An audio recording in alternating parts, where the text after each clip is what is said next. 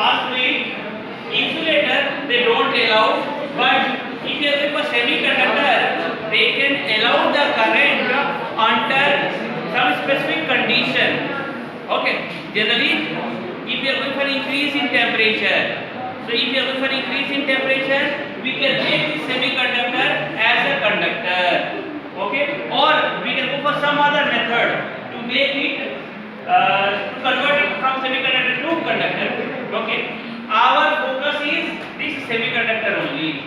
Okay, so at room temperature, semiconductor are insulator. Okay, semiconductor can be classified into two groups, that is the intrinsic semiconductor and extrinsic semiconductor. Semiconductor in pure form, they are called the intrinsic semiconductor. So you are having the silicon and germanium. Silicon and germanium are example of your intrinsic semiconductor. Semiconductor means generally the outermost cell should be 4. If number of electrons in the outermost cell, if it is 4, then we will say that that will be your semiconductor. And in that we are having silicon and germanium.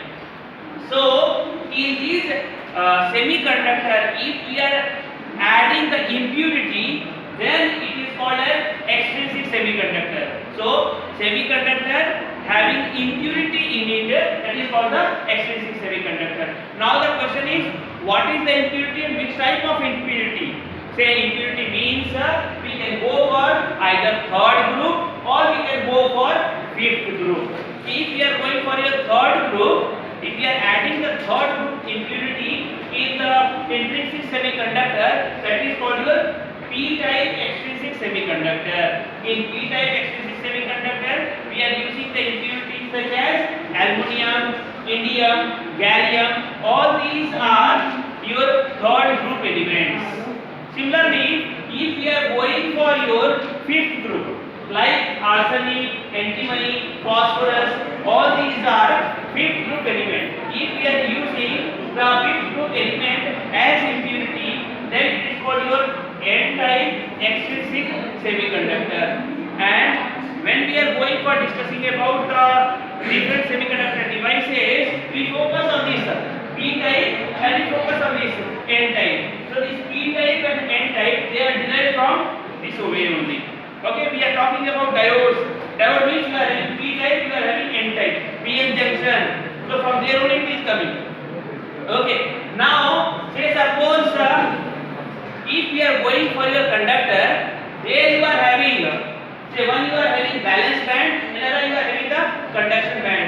What is this valence band? Valence band means it is the outermost orbit which is either partially filled or fully filled.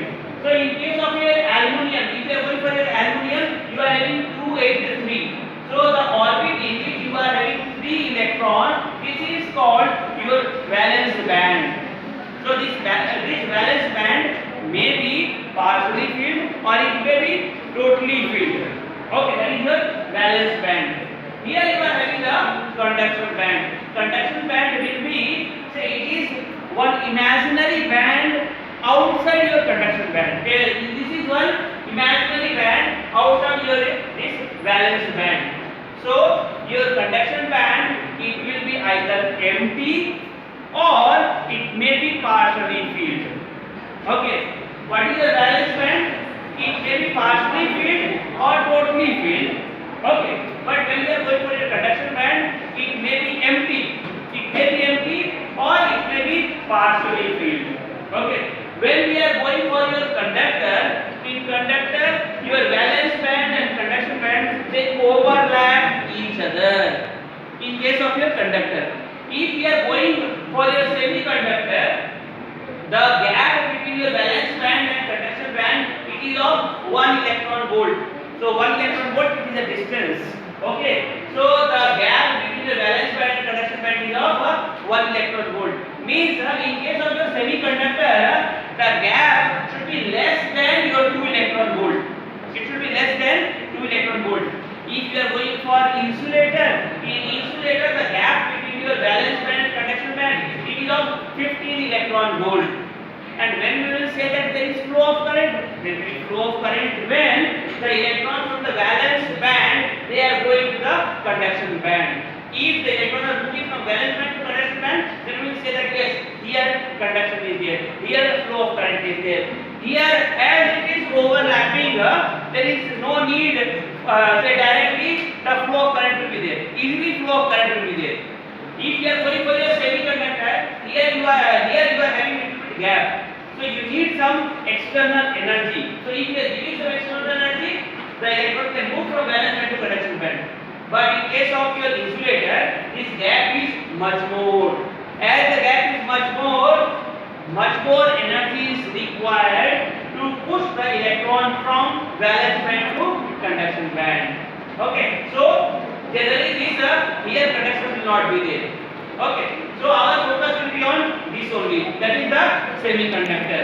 So semiconductor, whether it will be insulator at room temperature, but we can make it conductor under certain condition. Okay.